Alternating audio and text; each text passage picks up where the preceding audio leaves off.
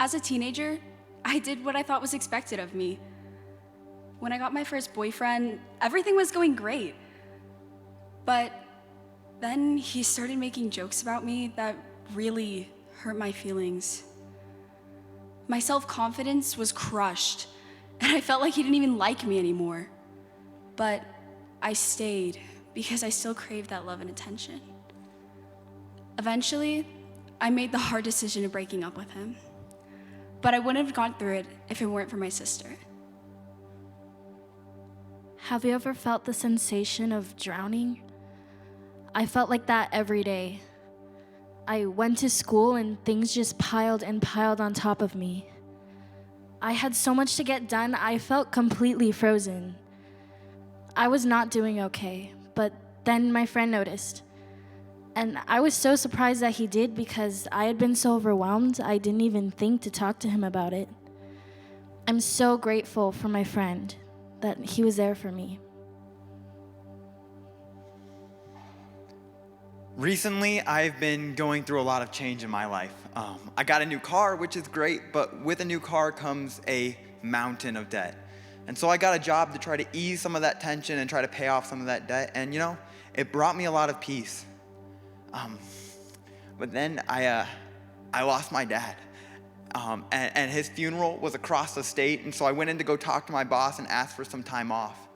He said I could have it as long as I could find somebody to cover my shift. If not, he would have to let me go, and that's just how things were, he said. And so I started reaching out, but the problem is I work one of the worst shifts, and I don't really know anybody, and so right when I was about to give up hope, I got a phone call. My coworker reached out and she said, "Hey, I heard about your situation, and I wanted to help out." And so she covered my shift, and that kindness was exactly what I needed.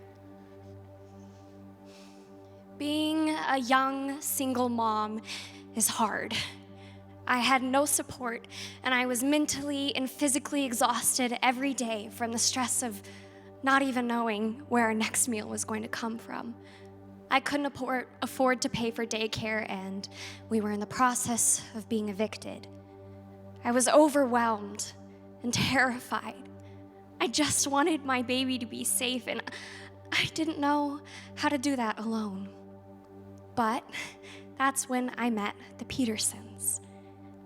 Now, I don't know what the future's gonna bring, but I know that we're gonna be okay now. I'm Jason. I work at a local church. My wife, Catherine, and I first met Rose when she came into our food bank asking about food and housing resources. And then my wife, Catherine, struck up a conversation with Rose. And she invited her and her daughter to dinner at our house. And then we invited her the next night and the night after that. And pretty soon, Rose and her baby daughter were having dinner at our house every night. Once we got to know each other, Catherine volunteered to babysit for Rose while she went to work so we could help with the costs of daycare. And then Catherine and I got to talking. See, we have a spare room, and we invited Rose and her daughter to come stay with us just until they could find a better situation. Now, I can't solve Rose's problems, and my wife and I certainly can't change her circumstance.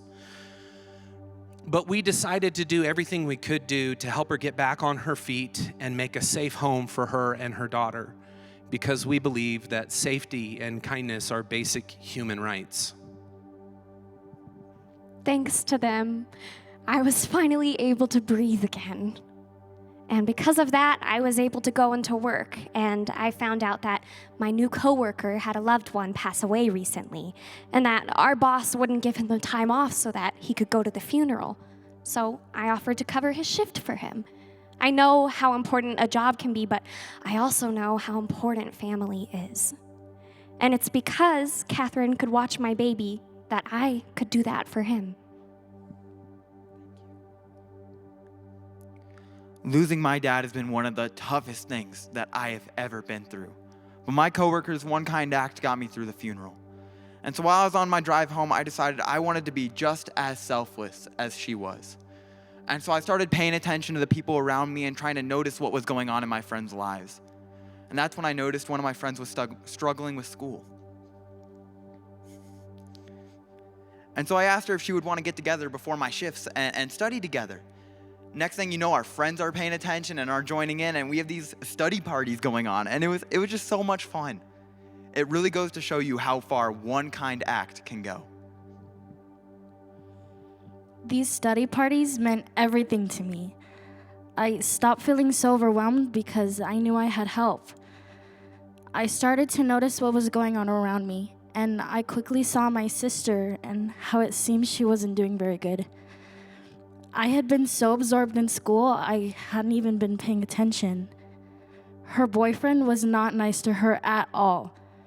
I told her truthfully that I thought they should break up, and they did. After that, I started spending a lot more quality time with her. I hope she knows just how much I love her.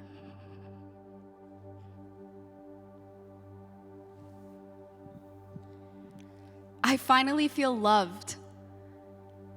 I know my sister wasn't having the easiest time.